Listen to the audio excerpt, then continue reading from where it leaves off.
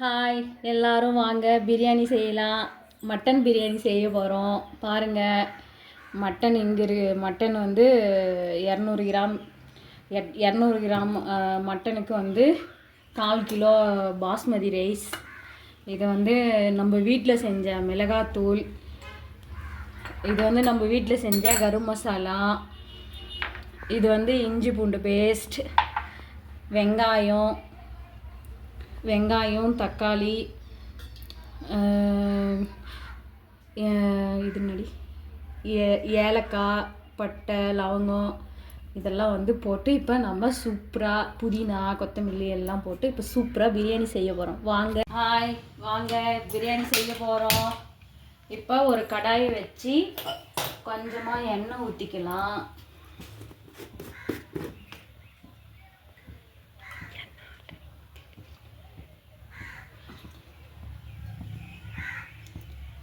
கொஞ்சமாக எண்ணெய் ஊற்றிக்க போகிறோம்.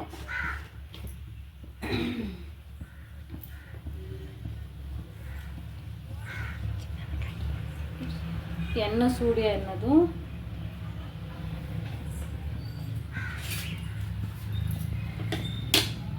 சூடானதும் சின்ன வெங்காயம் போட போகிறோம்.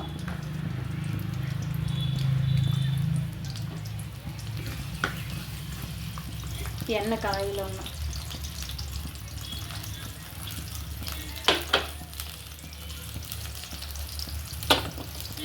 எண்ணெய் காஞ்சதும் சின்ன வெங்காயம், கொஞ்சோண்டு இஞ்சி பூண்டு பேஸ்ட் பாருங்கள் கொஞ்சமாக போட்டுக்கணும். அப்புறம் கறி போட்டுக்கணும்.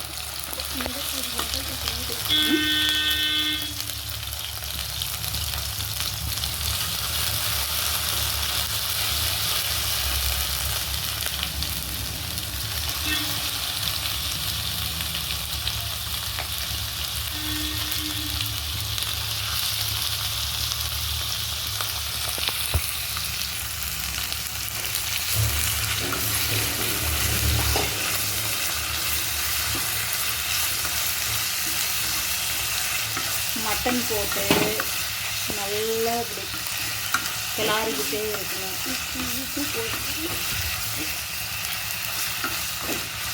இப்படி கிளறினதும் கொஞ்சோண்டு சால்ட்டு சேர்த்துக்கணும்.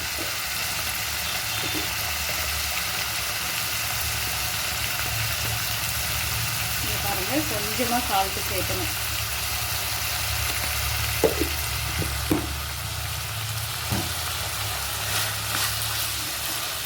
கொஞ்சமாக சால்ட்டு சேர்த்து நல்லா கிளறி விடணும். இது வந்து வாசனைக்கு வந்து நம்ம புதினா தழையை வந்து இதில் ஆட் பண்ணணும். அப்போ தான் நம்ம பிரியாணி வந்து நல்லா வாசனையாகவும் இருக்கும், டேஸ்ட்டாகவும் இருக்கும். அதுக்காக அப்படியே இது இப்படியே வதங்கினே இருக்கணும். நம்ம வந்து மசாலா ரெடி பண்ணலாம்.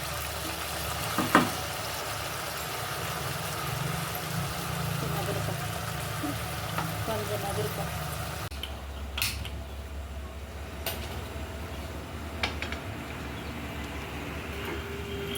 இங்கே பாருங்கள், இப்போ மசாலா வந்து ரெடி பண்ண போகிறோம்.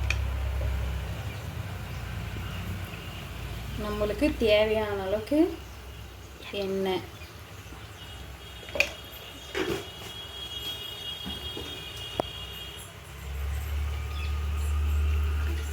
அடுத்து வந்து கொஞ்சம் நெய் சேர்த்திக்கணும். நம்ம டேஸ்ட்டாக வேணும் அப்படின்றதுக்காக நெய் சேர்த்திக்கிறோம்.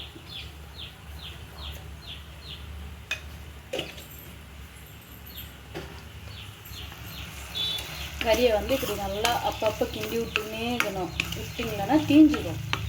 இப்படி அப்பப்போ கொஞ்சம் கொஞ்சமாக பார்த்து கிண்டிக்கிட்டே இருக்கணும்.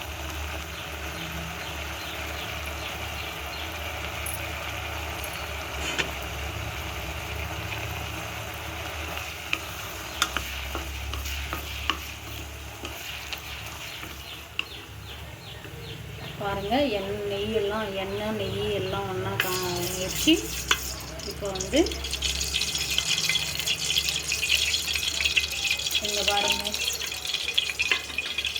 லவங்கம், ஏலக்காய் இதெல்லாம் போட்டு இதில் போட்டுடணும். அடுத்து வந்து வெங்காயம் போடணும்.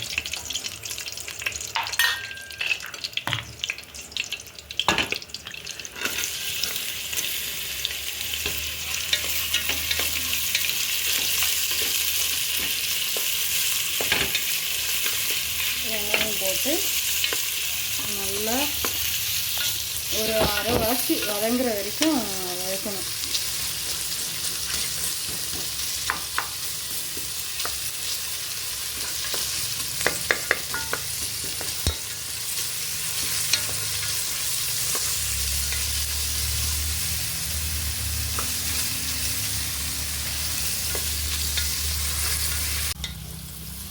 நல்லா இப்படி வதங்கணும்.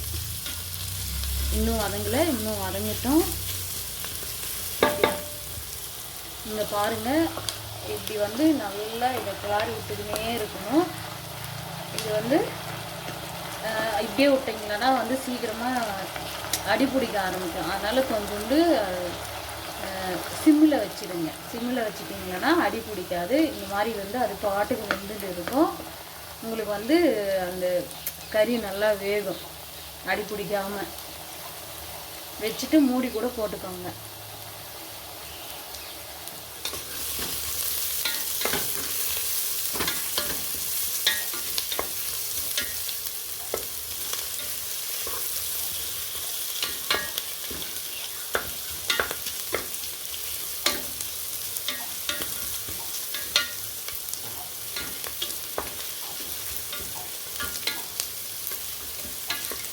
இப்படி நல்லா கிண்டிக்கினே இருக்கணும். அப்போ தான் வந்து தீயாமல் நல்லா பொன்னிறமாக வரும் வெங்காயம்.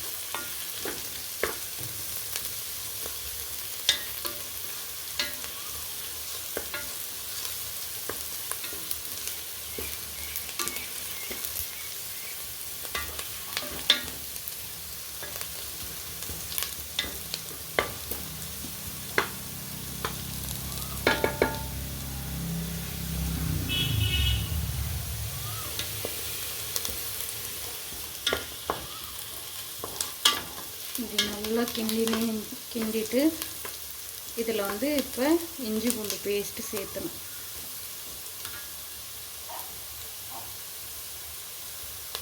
இங்கே பாருங்கள், இஞ்சி பூண்டு பேஸ்ட்.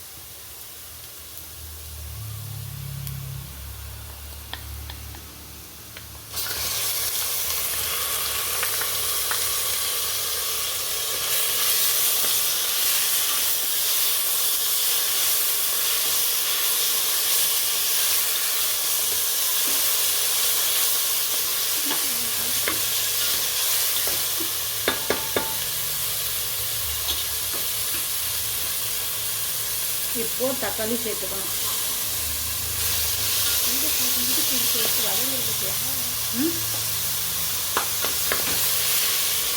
தக்காளி சேர்த்து நல்லா கலாரி விடணும். நல்லா கலாரினாதான் பச்சை வாசனை போகிற அளவுக்கு கலாரணும்.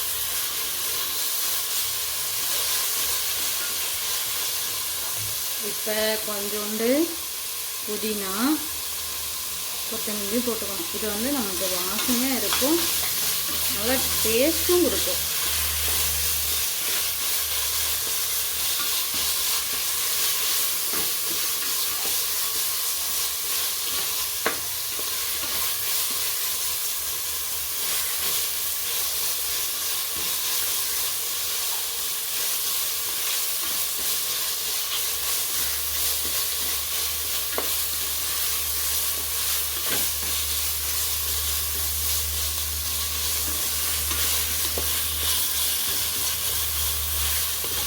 இப்போ பச்சை வாசனை போயிடுச்சு. இப்போ வந்து கொஞ்சமாக மிளகாத்தூள், நம்ம காரத்துக்கு ஏற்ற அளவுக்கு நீங்கள் வந்து மிளகாத்தூள் சேர்த்திக்கலாம். உங்களுக்கு காரமே வேணாம்னா சேர்த்த வேணாம், இல்லை காரம் வேணும் அப்படின்னாக்க நீங்கள் வந்து கொஞ்சமாக சேர்த்திக்கினா போதும். இது நம்ம வீட்டு மிளகாத்தூள், நம்ம வீட்டில் செஞ்சது, அதனால் நான் வந்து இவ்வளோ சேர்த்திக்கிறேன். வந்து கரம் மசாலா, இதுவும் நம்ம காரத்துக்கு ஏற்ற மாதிரி சேர்த்திக்கணும். இப்போ வந்து நான் வந்து 2 ஸ்பூன் சேர்த்துக்கிறேன்.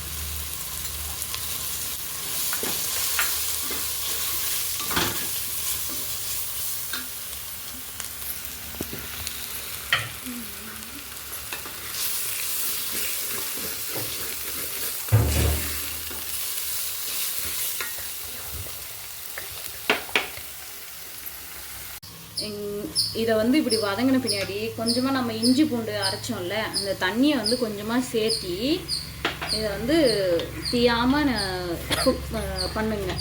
அப்போ தான் வந்து அந்த கறியோட அந்த இதுக்கு வந்து இப்போ வந்து உப்பு சேர்த்துக்கணும்.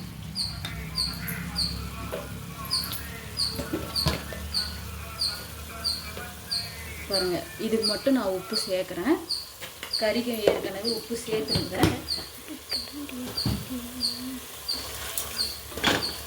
இதுக்கு உப்பு சேர்த்து இப்போ வந்து இது கொதிக்க ஆரம்பிச்சிருச்சு இல்லையா?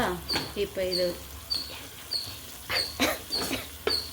பாருங்கள், இப்போ எல்லா மசாலாவும் ஒன்றா சேர்ந்து நமக்கு ஒரு ஃப்ளேவரும் நல்லா வெந்து எண்ணெய் பிரிஞ்சு வர மாதிரி சரியாக போச்சு. இப்போ வந்து நம்ம இங்கே வச்சுருக்கிற மட்டனை எடுத்து இதெல்லாம் போட போகிறோம்.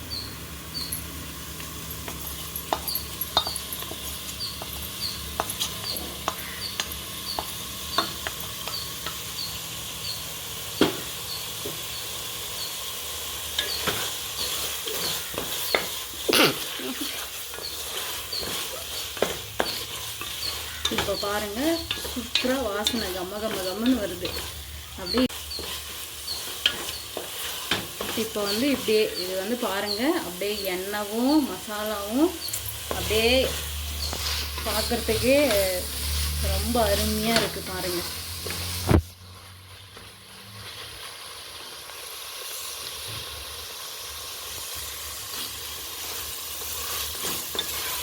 இப்போ எல்லாம் முடிஞ்சிச்சு. இப்போ அரிசியை வந்து இதில் சேர்த்துக்கணும். இப்போ பாருங்கள், எண்ணெய் வந்து பிரிஞ்சு வந்துருச்சு. ஏன்னா மட்டன் வேகிறதுக்காக நம்ம தண்ணி ஊற்றி மட்டனை வந்து ஒரு 5 விசில் விட்டு வேக வச்சுக்கணும். அதனால் பாருங்கள், நான் வந்து அரிசிக்கான தண்ணியை வந்து இதில் வைக்கிறேன். நான் வந்து 1 டம்ளர் ரொப்பா அரிசி எடுத்துக்கினேன். அதனால் 2 டம்ளர் தண்ணி.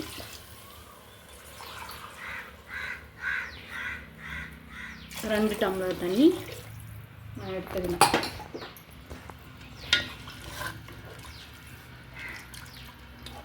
இதில் முன்ன சேர்த்தனதே உப்பு வந்து இதே கரெக்டாக இருக்கும். அதனால் உப்பெல்லாம் சேர்த்த வேணாம். உங்களுக்கு தேவைன்னா டேஸ்ட் பண்ணி பார்த்துட்டு நீங்கள் உப்பு சேர்த்துக்கோங்க.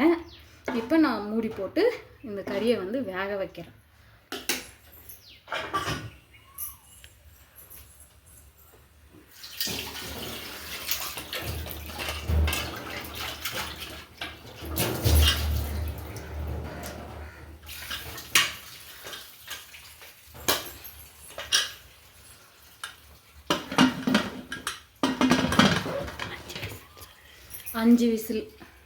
அஞ்சு விசில் வந்ததும் ஆஃப் பண்ணிடுவேன்.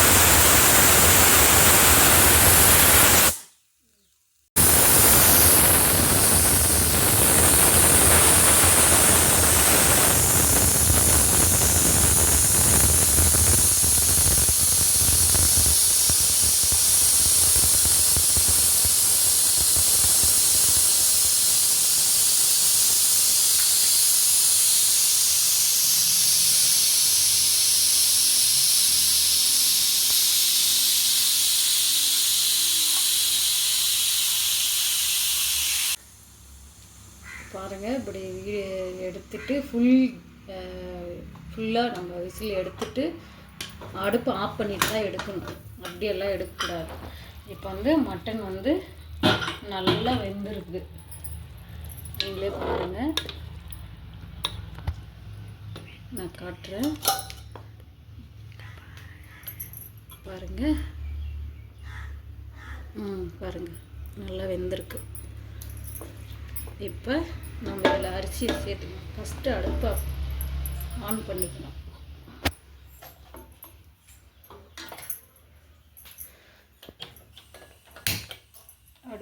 பண்ணிக்கிட்டு அரிசியை வந்து சேர்த்துக்கணும். தண்ணி இல்லாமல் வடிகட்டி சேர்த்துக்கோங்க. ரைஸ் போட்டு நீங்கள் உப்பு எப்படி இருக்குன்னு டேஸ்ட்டு பண்ணிக்கோங்க.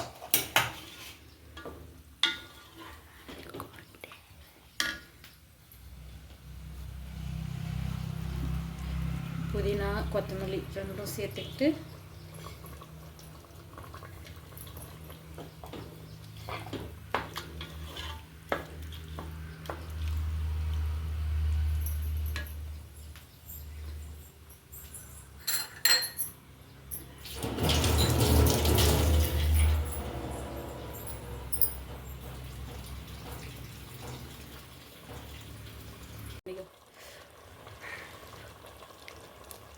எப்படிப்பா இருக்கு? சூப்பர், நல்லா இருக்கு. நல்லா இருக்கா? சரிப்பா. இப்போ வந்து நம்ம மூடி போட்டு நமக்கு வந்து 3 விசில் பிரியாணி ரெடி ஆயிரும். இந்த திட்டத்தில் இருக்கும்போது நீங்கள் மூடி போட்டிங்கன்னா உங்களுக்கு அடி பிடிக்காமல் வரும்.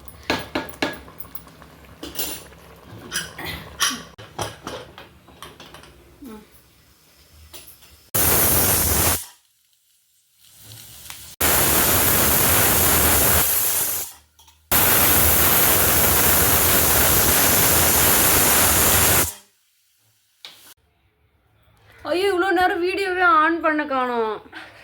போட்டிங் இப்போ பண்ணு, கட் பண்ணு.